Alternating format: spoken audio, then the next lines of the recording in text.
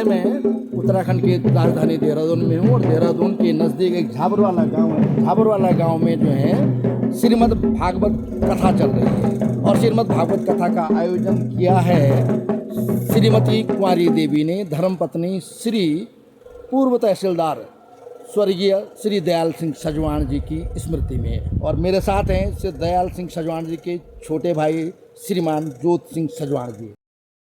कथा के व्यास हैं आचार्य श्री कमलकांत चमोली जी, जिन्होंने बताया है कि श्रीमद् भागवत कथा क्या है। उन्होंने इस आयोजन का नाम ही श्रीमद् भागवत सप्ताह भक्ति ज्ञान वैराग्य एवं मोक्ष प्रदायक ज्ञान यज्ञ नाम दिया है। अब उन्हीं से सुनिए कि श्रीमद् भागवत क्या है। ये जो भागवत महापुराण की कथा अब हम लोग श्रवण करने वाले हैं ना, तो प्रश्न हम लोगों का कि भागवत कथा क्या है, तो जवाब मिला पद्म पुराण के माध्यम से कि वेदोपनिषदाम सारम जाता भागवती कथा।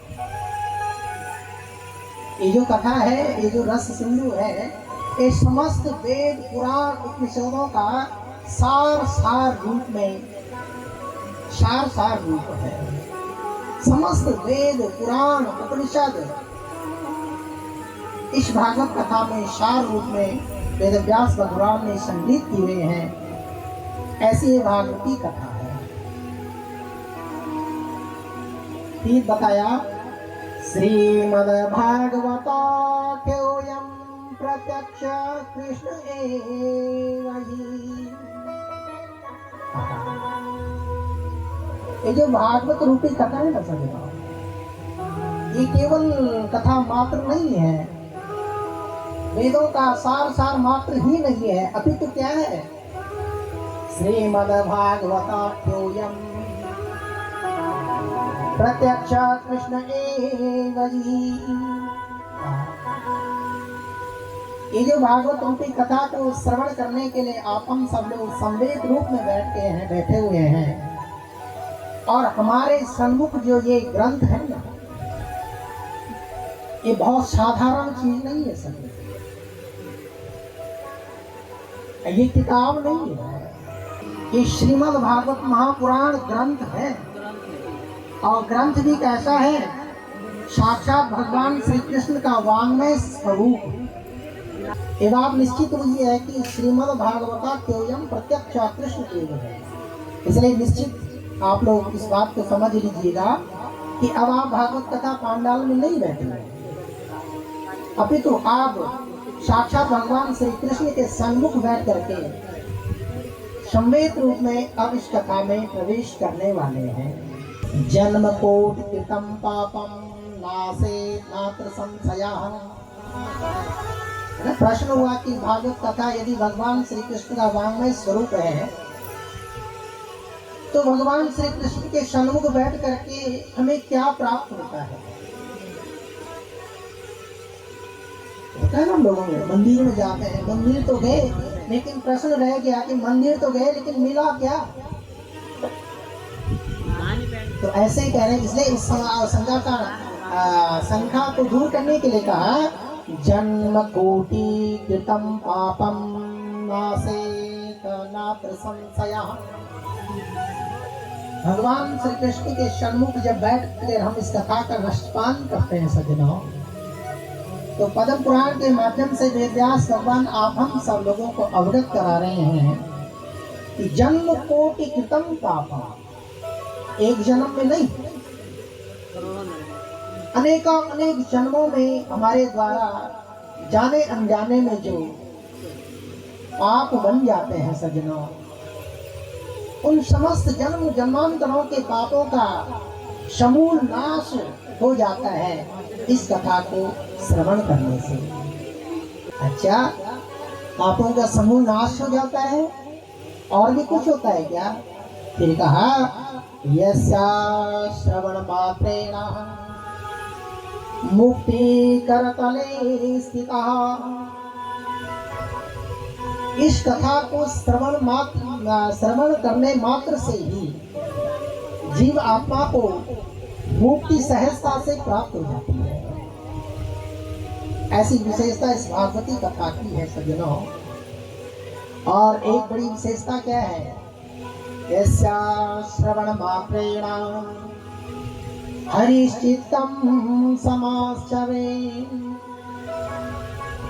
यस्या श्रवण मात्रेण, इस कथा को श्रवण मात्र से ही भगवान श्री कृष्ण हमारे इस हृदय पटल पर आकर के अवरुद्ध हो जाते हैं।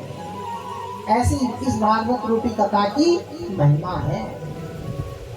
और सेवना श्रवणा पाठा दर्शना पापनाशनी, भगवान श्री कृष्ण जब हमारे इस हृदय पटल पर आकर के अवरुद्ध हो जाते हैं तो सेवना, इस कथा के श्रवण मात्र से ही, केवल भागवत जी का दर्शन मात्र करने से ही, अपितु इस कथा का श्रवण करने से समस्त पापों का समूल नाश हो जाता है। और कहा शोक दुख विनाशनी, भूल भक्त सलवाहन की क्या करती है कथा हमारे जीवन में, शोक दुख विनाशनी, है ना। हम लोगों को सबसे बड़ा भय किसका है? मृत्यु का भय बता रहे हैं सब लोग, मृत्यु का भय, मृत्यु का भय। तालियां सभी, तालियां होनी चाहिए। देखिए कथा में यदि इस प्रकार के प्रश्न और इस प्रकार के उत्तर मिले तो बड़ा आनंद आता है। सबसे बड़ा भय व्याप्त है हमारे जीवन में मृत्यु का, और उस मृत्यु भय के कारण ही हम लोग आए दिन परेशान होते हैं। लेकिन ये कथा हमको क्या करवाती है, शोक दुख विनाशनी, इन सब प्रकार के भयों से मुक्त कर देती है। अब हम सब लोगों का जीवन मृत्यु लोक में चल रहा है, और मृत्यु लोक की एक बहुत बड़ी विशेषता है, जो मृत्यु लोक में जन्म लेता है उसकी, बोलो, तय है मृत्यु अवश्य है। तो फिर इसमें भयभीत होने की आवश्यकता क्यों है? अज्ञान। जिसका जन्म मृत्यु लोक में जिसका जन्म है उसकी मृत्यु अवश्य में है, तो भयभीत होने का कारण क्या है?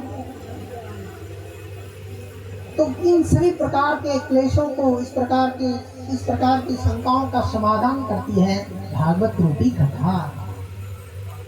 और क्या कहा, यद वैष्णवानां धनम, ये जो भागवत रूपी कथा है ना, ये भगवान के भक्तों का परम धन है, साधारण चीज नहीं है। यद वैष्णवानां धनम, जो वैष्णव जन है, जो भगवान के भक्त हैं, उन भक्तों का ये परम धन है। और सबसे बड़ी बात कह रहे हैं, धन्या भागवती वार्ता प्रेत पीड़ा विनाशिनी। अधोगति को जो प्राप्त जीव, जो जीव अधोगति को चले जाते हैं, अथवा पितरों को मुक्ति प्रदान करने वाली ये भागवती कथा है। जो महाप्रेत योनि में चला जाता है, मरने के बाद प्रेतत्व में जब चला जाता है, उस प्रेतत्व की मुक्ति करने के लिए भी उनके पारिवारिक जन इस कथा का आयोजन करते हैं। तो प्रेतत्व में गया हुआ जो जीव है उसको भी मुक्ति मिल जाती है। ऐसी इस भागवती कथा की विशेषता है। वर्तमान में कलिकाल का प्रादुर्भाव हो चुका है, जिसमें अब आप हम सब लोगों का जीवन चल रहा है। भागवत कथा में प्रवेश उसी का हो सकता है जिसके जीवन से जो निर्मत्सर है, जो अहंकार से रहित है, अथवा जो दूसरे की सफलता में प्रसन्नता व्यक्त करता हो, वही व्यक्ति भागवत कथा को श्रवण कर पा सकता है। जो कृष्ण भगवान को प्राप्त करने का सबसे सरलतम हेतु है, अनंत साधन है।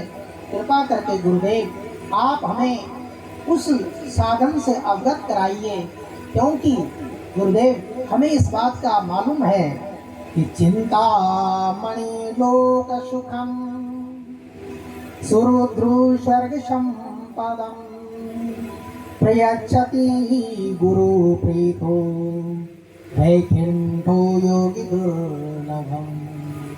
एक चिंतामणि नाम की एक मणि है, उसकी एक बहुत बड़ी विशेषता है सज्जनों कि जिसको चिंतामणि की प्राप्ति हो जाती है ना, और उस चिंतामणि से वह व्यक्ति जिस भी वस्तु की कामना करता है, चिंता करता है, उस मणि की विशेषता से उसकी वह चिंता हमेशा दूर हो जाती है।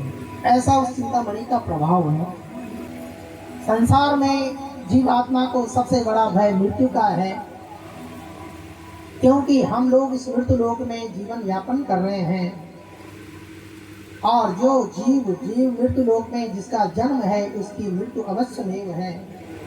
इसलिए इस भय से मुक्त होने के लिए तीरेण भाषितम भगवान सुखदेव जी ने श्रीमद् भागवत कथा